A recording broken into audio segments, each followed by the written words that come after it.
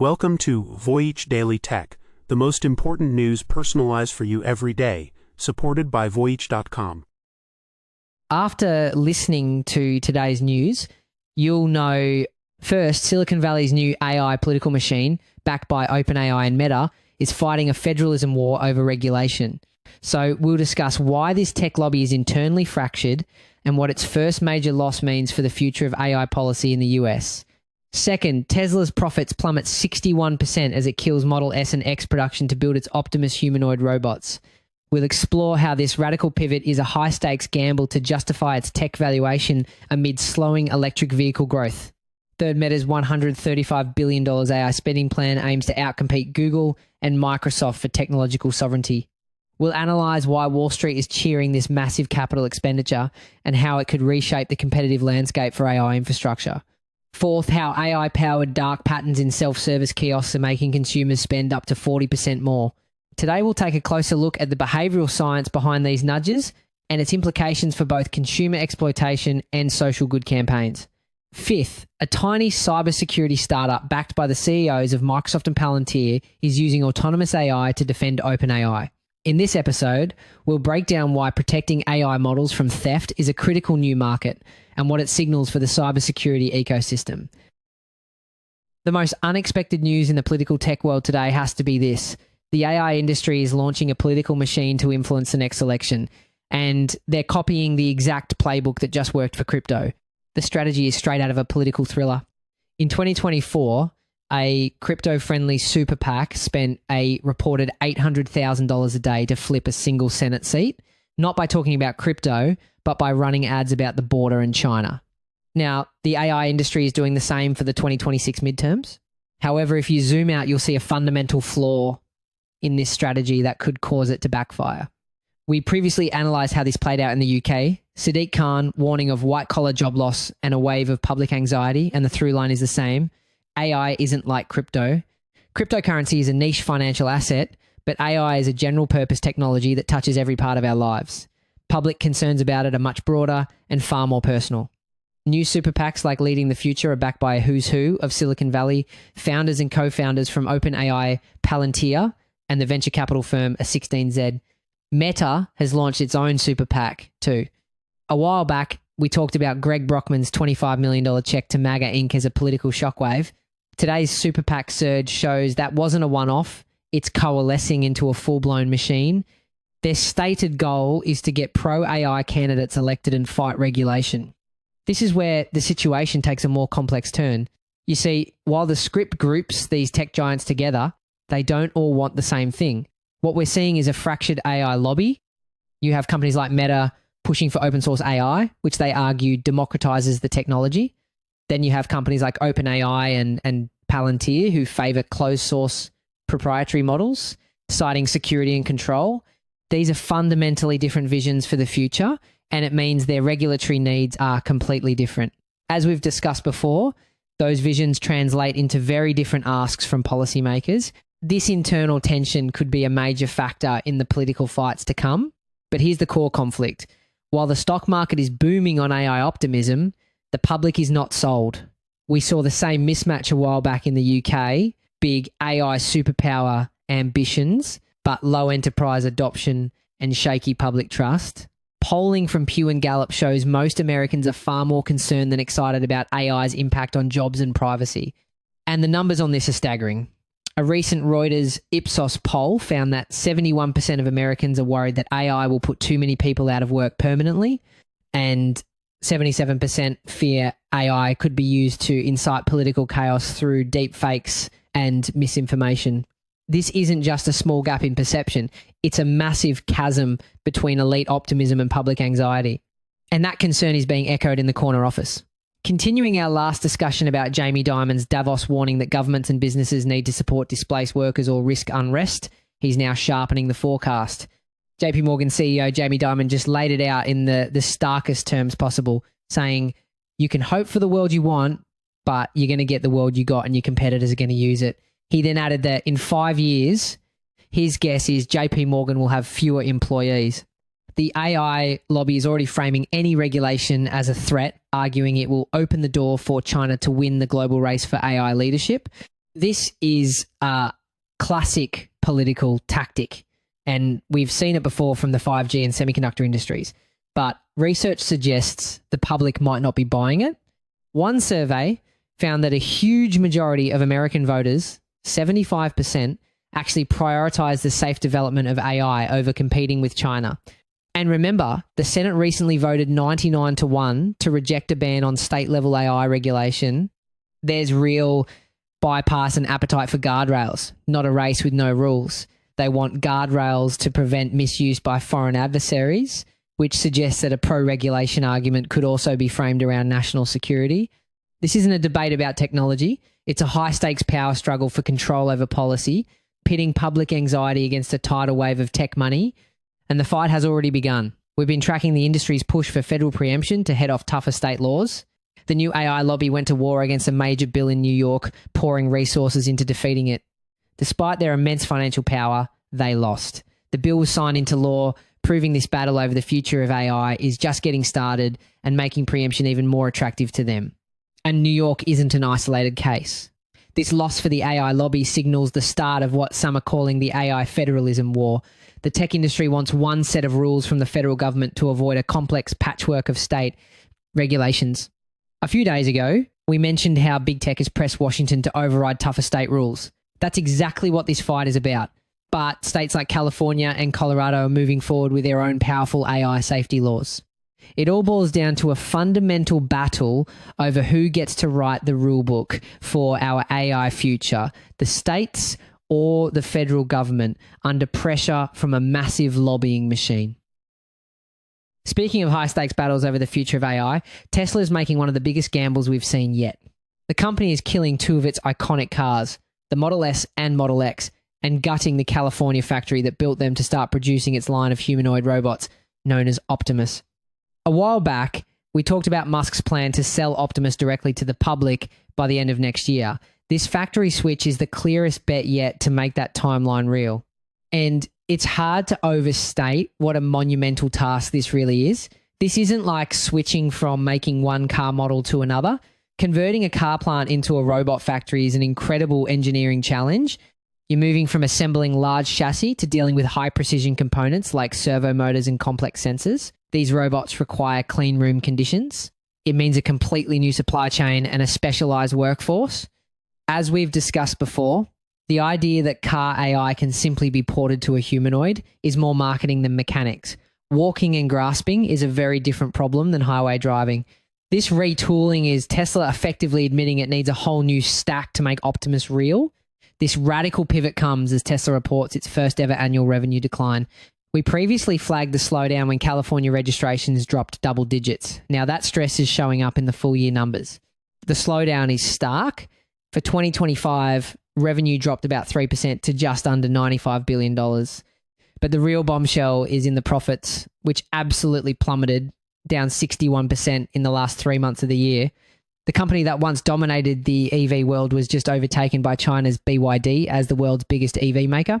What's really driving this timing is a major headwind facing the entire EV market in the US. The $7,500 federal EV tax credit expired, which has hit demand hard. For example, General Motors reported a $1.6 billion financial hit because of these lost incentives. This market shift has created a huge opening for international competitors like BYD. We've said before that Tesla hoped full self-driving could evolve into a subscription engine, but without that, software hasn't yet backfilled the hardware slowdown. And if you think the story is just about cars versus robots, think again. Tesla just revealed a $2 billion investment into XAI, another one of Elon Musk's companies. Musk went on the record saying, "A lot of investors asked us to do this. We're just doing what shareholders asked us to do," pretty much. Continuing our last discussion about Tesla's software-first shift, the focus here moves from vehicles to AI models and humanoids as the next recurring revenue narrative. But that's not the whole picture. That statement comes despite a recent shareholder vote on the proposal where votes against the idea combined with abstentions actually outnumbered those who approved it. Now, get this from a corporate governance perspective, the numbers tell a fascinating story. The shareholder proposal got 1.06 billion votes in favour, but 916 million voted against it and another 473 million abstained. Why do abstentions matter?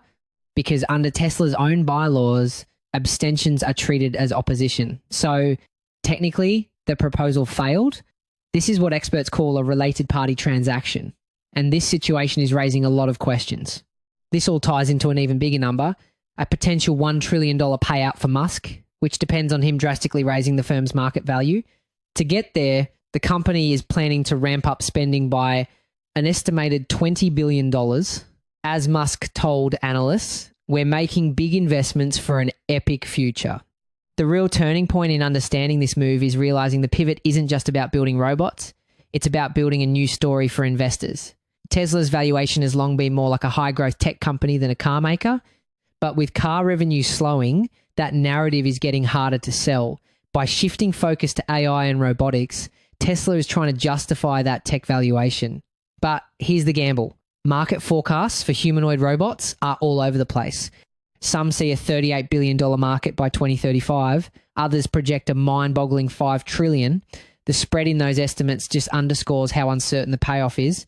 This shift away from its EV roots also follows Musk's entry into politics, including a role in the administration of US President Donald Trump and the rescinding of some government subsidies for non-fossil fuel cars. The message is clear. Tesla is no longer just a car company. It's making a high-stakes, multi-billion-dollar gamble to redefine itself as a powerhouse in AI and robotics. We've called this a high-risk, high-reward bet before. Today's move turns that narrative into a factory plan. And if you think Tesla's $20 billion plan is epic, wait until you hear what Meta is doing. It's a completely different scale. Meta just announced it's spending between $115 and $135 billion on artificial intelligence. To put that number into perspective, we're seeing Microsoft plan for around $100 billion in capital expenditure, while at the same time, Google's is about $85 billion. So, Meta is planning to outspend its biggest rivals by a lot. This money is going toward a massive build-out of new data centers, acquiring mountains of GPUs, and even developing their own custom silicon chips. A while back, we talked about how this race isn't just hardware, it's also a scramble for people. Those multi-billion-dollar talent grabs were phase one. This is phase two, turning that talent into concrete and silicon at unprecedented scale. CEO Mark Zuckerberg is pouring cash into a single mission to deliver what he calls personal superintelligence to billions of people. Now, his vision for that is actually different from what competitors are trying to do. While some companies are chasing artificial general intelligence or AGI, Zuckerberg's vision is more personal. He's talking about creating AI systems that act as extensions of you, the user, designed to enhance your own personal growth and creativity. And remember, a while back we noted how Meta was redirecting money from VR to fuel this shift. The real battleground had already moved to AI. Today just confirms how far that pivot has gone. Interestingly enough, Wall Street, which was previously panicked by Meta's spending, is now all in. Following the news, Meta's stock popped as much as 10%. The reason is simple. The company's core ad business is on fire, reporting a massive 24% year-over-year revenue growth. Their ad business is generating an almost unbelievable amount of cash, over $47 billion in a single quarter. A few days ago, we said the ads engine would be the permission slip for the next leg of AI spending. Well, this is exactly that. The money machine is working, and it's giving Zuckerberg a blank check. But the real story isn't just the spending, it's the power struggle. Zuckerberg went on the record with a statement that reveals the entire strategy. He said Meta can't risk being constrained to what others in the ecosystem are building. This is a direct shot at rivals, making it clear Meta refuses to depend on anyone else's technology. They're building their own foundation models, like the upcoming one code-named Avocado, to control their own destiny. We previously analysed the talent land grab, and Meta's applying the same independence playbook to compute and models, not just people. The pressure is immense. Even with this historic investment, Meta's own finance chief admitted the company is capacity constrained, saying the internal demand for computing power is growing even faster than their supply. As we discussed before, capacity isn't just GPUs. It also means recruiting and retaining the scarce experts who can actually scale these systems. But being capacity constrained for a company like Meta reveals a deeper problem that isn't just about a shortage of GPUs, it's a much deeper issue involving physical and logistical bottlenecks. We're talking about power supply limitations, cooling requirements for these massive server farms, and even skilled labour shortages. The energy demand is so immense, for instance, that Meta has reportedly made deals to secure over 6 gigawatts of nuclear power just to support its next generation facilities.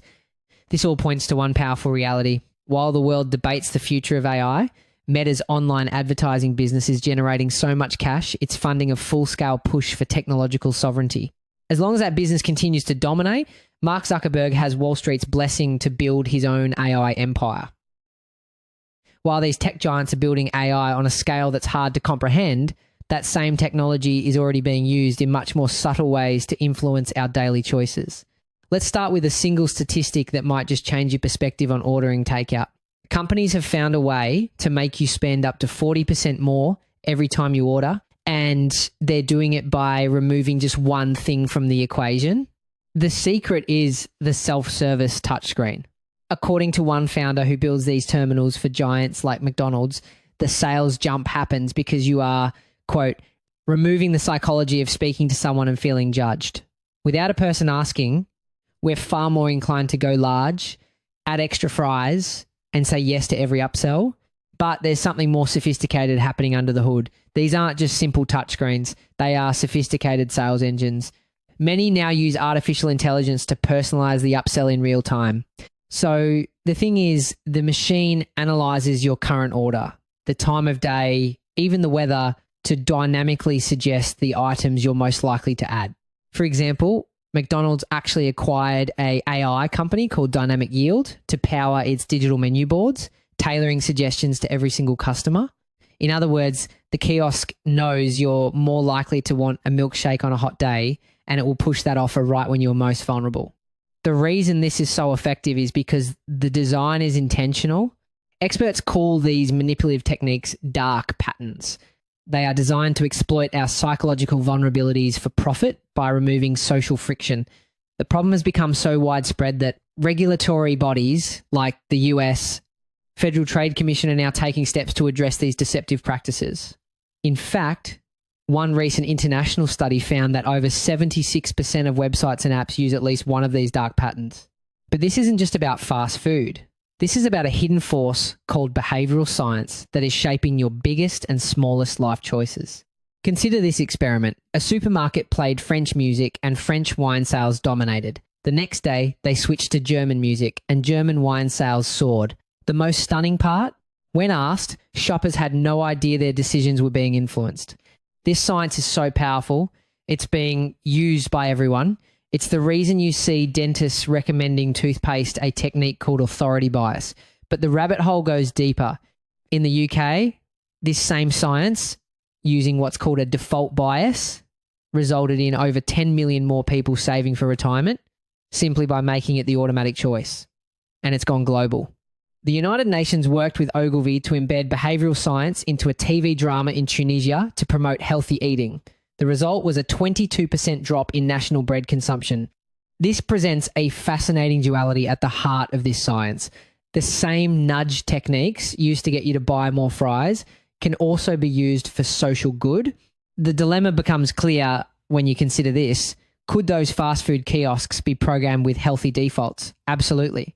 But research shows this often conflicts with the core profit motive, as healthy items can have lower profit margins. It's a direct clash between corporate social responsibility and the bottom line. As one official put it, if you know the facts only, it doesn't change people and doesn't change behaviour. We all know better, but we don't do better. From the checkout screen to your pension plan, these hidden persuaders are everywhere, proving a powerful fact of modern life. Just knowing the facts doesn't change what you do, but changing the environment does. But for all the talk of AI being used to manipulate us, it's also being forged into our most powerful shield. A seemingly impossible collaboration has become a reality, in a way. The CEO of Microsoft, the tech chief of Palantir, and the CEO of Palo Alto Networks are all personally backing the same tiny startup, a company that was just founded in 2023. Now, when you see the CEOs of massive competing companies like Microsoft and Palo Alto Networks personally investing in the same tiny startup, it's not just a casual bet. Believe it or not, this is strategic. Tech leaders like Satya Nadella and Nikesh Arora have a history of making personal investments to get a front row seat to disruptive new technologies. It's a way for them to hedge against their own internal R&D. A while back, we broke down how OpenAI was amassing computational force. The latest development is the second order effect. The more compute you operate, the bigger the attack surface. That's exactly why these leaders are circling a startup that turns AI against AI on defense. The startup is Outtake, founded by a former Palantir engineer, and it just pulled in a fresh $40 million in funding. But the money isn't the real story. The company's annual recurring revenue has exploded, increasing 6-fold year over year, and its enterprise customer base has grown more than 10-fold in the same period.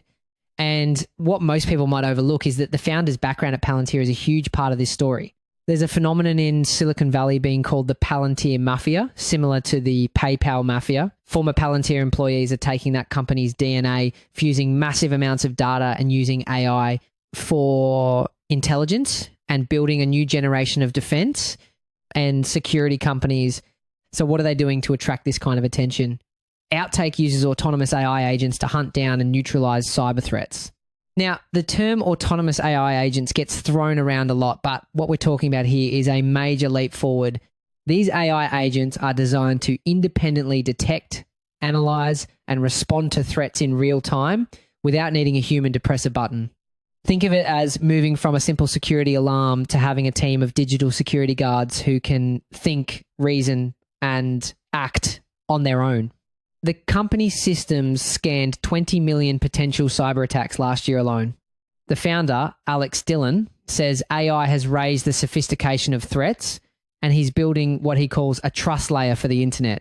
He put it bluntly, we need agents manning the walls because we're getting hammered every day. And the giants are listening. It's not just the all-star investor list, which also includes billionaire Bill Ackman.